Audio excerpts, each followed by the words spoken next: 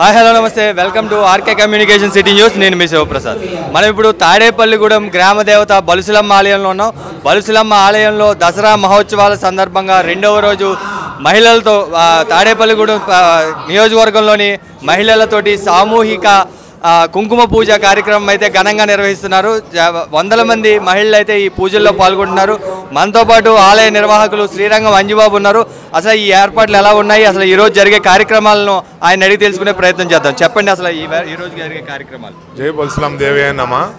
స్థానిక శాసనసభ్యులు బొలిశెట్టి శ్రీనివాస్ గారి ఆధ్వర్యంలో ఈ రోజున బొల్సులమ్మ తల్లి ఆలయంలో సామూహిక కుంకుమ పూజలు జరిపింది.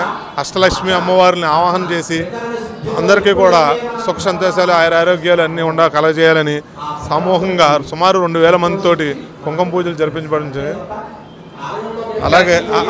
అలాగే ఈ రోజున ప్రతి శుక్రవారం జరిగే అన్నదాన కార్యక్రమంలో భాగంగా దసరా నవరాత్రులు కాబట్టి ఈరోజు సుమారు 5000 నుంచి 7000 మందికి భక్తులు వచ్చి అన్నదానం చేసుకునేలాగా ఏర్పాట్లు చేసినాము. కావున భక్తులందరికీ కూడా అన్నప్రసాదం స్వీకరించి తరించవలసిందిగా కోరుచున్నాం. ఈ రోజు అలంకారం ఏంటి, రేపు ఉండే అలంకారం, ఈ రోజు ప్రత్యేకత. ఈ రోజున అమ్మవారిని అన్నపూర్ణాదేవిగా అలంకరణ చేసాం. అదే రేపటి రోజున గాయత్రీదేవిగా అమ్మవారు దర్శనమిచ్చారు. సుమారు ఫ్రూట్స్ దగ్గర 25 నుంచి 30 రకాల ఫ్రూట్స్ వాడాం. సుమారుగా 4 టన్నులు ఫ్రూట్స్ తోటి అమ్మవారిని విశేషంగా అలంకరణతో నిన్న ఈరోజు అమ్మవారు ఫ్రూట్స్తో అలంకరణతో దర్శనం ఇచ్చారు అమ్మవారు. మీరు చెప్పండి, అసలు ఈ 9 రోజుల ఉత్సవాలు ఏంటి, ప్రత్యేకత ఏంటి చెప్పండి.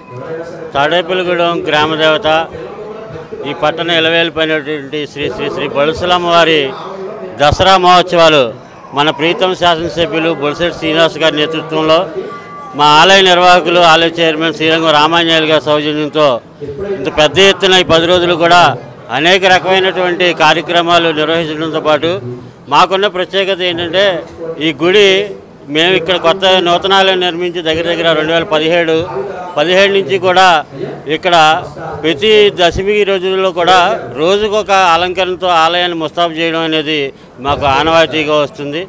దాంట్లో భాగంగానే ఈ సంవత్సరం కూడా ఒక వైవిధ్యభరితమైనటువంటి అలంకరణలు ప్రజలందరికీ చూపించి అమ్మవారి యొక్క అద్భుతమైనటువంటి ఆవిడ రూపాన్ని అందరికీ సందర్శింపజేయాలనే మా నిర్వాహకులు శ్రీరంగం రామాంజనేయులు గారి తలంపుతో సుమారు 4 టన్నుల ఫ్రూట్స్తో ఈ రోజున ఆలయం మొత్తం అలంకరించడం జరిగింది. అలాగే ఇక్కడ సేవ చేయడానికి ఎప్పుడు కూడా ముందుండేటటువంటి బొలుసులమ్మ మహిళా సేవకులకి, అలాగే మాకు ప్రతి కార్యక్రమంలో కూడా మేము ఉన్నామంటూ వారు ఓదడుగా మాకు ఎప్పుడు వెన్నంటూ ఉండే ఇక్కడ బొలుసులమ్మ భక్తులందరికీ కూడా పేరు పేరిన మా నిర్వాహకులు శ్రీరంగం రామాంజనేయులు గారి తరఫున ధన్యవాదాలు తెలియజేసుకుంటూ అందరికీ కూడా ఆ బొలుసులమ్మ వారి ఆశీస్సులు ఉండాలని జై బొలుసులమ్మ తల్లి. ఈరోజు అన్నప్రసాద వితరణ ఎలా ఉంది? ఈరోజు చాలా విశేషమైన రోజు. దశమి రోజు నవరాత్రుల్లో భాగంగా రెండో రోజు అయినటువంటి శుక్రవారం నాడు మా మిత్రులు కాసాం సురేష్ కుమార్ చిన్ని గారి కుటుంబ సభ్యుల సహకారంతో సుమారు 5 నుంచి 7,000 మందికి అన్నదాన కార్యక్రమం నిర్వహించడం జరుగుతుంది. ఎందుకంటే ఏ కార్యక్రమం చేసినా కానీ మా మిత్రులు శ్రీరంగం రామాంజనేయులు గారికి బొట్టు పెట్టి అమ్మవారు ఆయనతో ప్రతి కార్యక్రమం చేయించుకుంటుంది. ఆయనతో పాటు మిత్రులు అందరూ కూడా సహాయ సహకారాలతో ఉంటాం. అలాగే మహిళా భక్తులు కూడా ఎంతో సేవ చేసి అహర్నిశలో కష్టపడటం జరుగుతుంది.